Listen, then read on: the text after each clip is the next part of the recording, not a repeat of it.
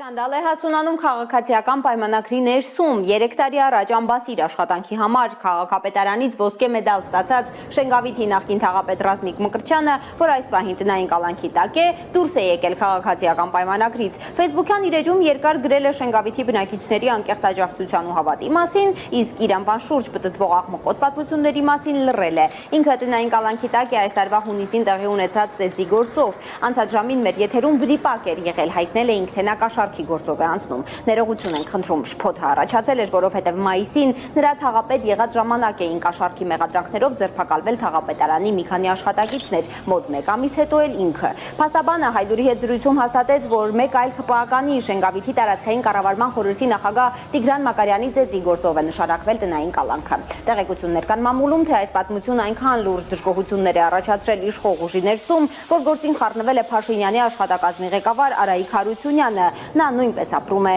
Շենգավիթում։